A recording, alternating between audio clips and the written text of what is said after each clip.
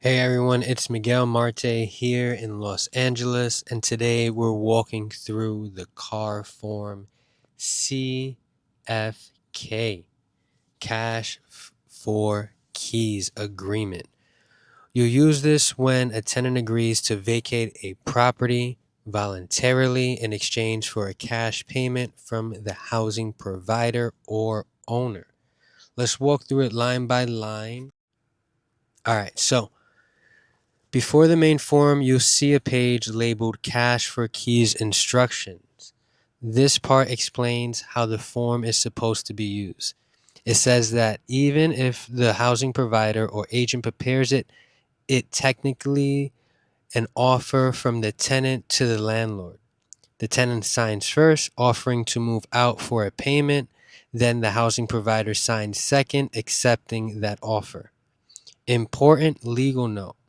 The top section also gives a local rent control warning. It tells you that in cities like Los Angeles, Santa Monica, or Berkeley, you may have a minimum relocation payments or restrictions on when cash for keys can be used. So before um, before you do one of these things, always check with a local landlord tenant attorney or a city rent board. Right? All right. So at the bottom, you'll also see a note that says remove this instruction page before serving the attached to page form. That means that actual agreement starts on the next page. So paragraph 1, offer to surrender the premises in exchange for cash. This section makes it official. The occupant is offering to terminate their tenancy and surrender possession of the property in exchange for payment.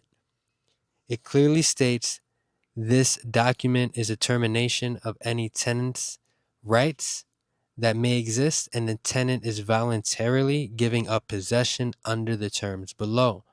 In paragraph 2, we have the payment.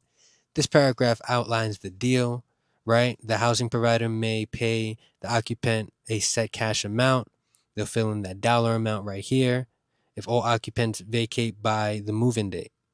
Key points to highlight on this, right? One payment is made. Once the payment is made, no matter how many people live there, the payment is conditional. They must move out and meet all terms to receive it. In paragraph 3, foreclosure situation. If you check this box, it means the property was recently foreclosed and the new owner is offering cash for keys to the previous owner or occupants. It refers to California Civil Code 2924.8, explaining that notice rules differ depending on whether the occupant is a tenant or a former owner. In foreclosure cases, the new owner can only evict through court, no self-help, but they can still offer relocation money to encourage a smooth turnover. Paragraph 4, that's the occupant's obligation. This is where you spend, some time explaining each subpoint uh, to, the client, or if you are the client and just reading up on this, these are just good points to keep in mind. A is until the move out date. This tenant must keep the property in good condition. That means clean with all personal belongings, pets, and trash removal out right by that certain date. All keys, remotes, and access devices must be returned to the original owner or the agent. C, the tenant must allow 24-hour access for the owner to the property and to buyers of the new tenants. We got D, you can choose whether the tenant must provide proof that utilities are paid. Check the box if that is required. We have E, and final, the occupant must vacate by the move out date.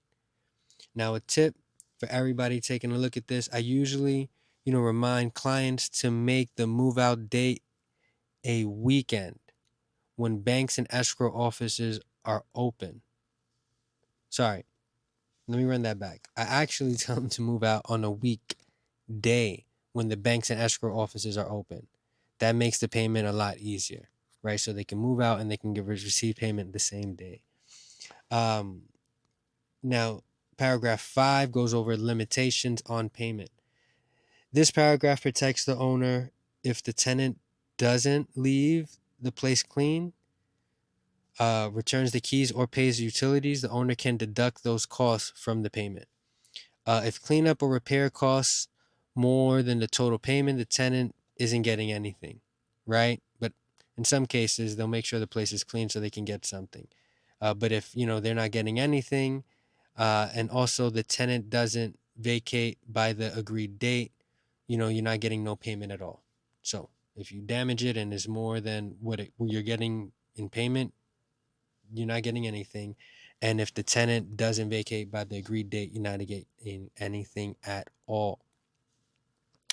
Paragraph 6, no tenancy created. This makes it clear that this agreement does not create or renew any lease. It is just a one-time mutual deal to end the occupancy, no tenant implied. And then you have paragraph 7. This is surrender failure to vacate, right? This section is powerful. It confirms that the tenant understands this is their notice to vacate and they are voluntarily surrendering the property. If they fail to leave, the owner can immediately start a lawful eviction, right? Without giving additional notice. It also says the tenant has entered into this agreement voluntarily, an important legal safeguard. So, paragraph 8 is payment timing. Here, the payment is scheduled if the occupant fully vacates and meets all terms. Payment is made on the move out date. If they move out but they left something incomplete, right? Like cleanup or keys, the owner can make the payment within 2 weeks after deducting from paragraph 5 with whatever is calculated. Paragraph 9, occupants and signatures. This is where all adult occupants must be listed that are living there, and they must sign or agree, or this agreement isn't valid. Each person signs and dates acknowledging they understand the agreement to vacate by the move out date. The last line is where the housing provider or agents officially, they sign, officially accepting the offer. Once both parties sign, you have a binding agreement. Now, wow, that was a lot.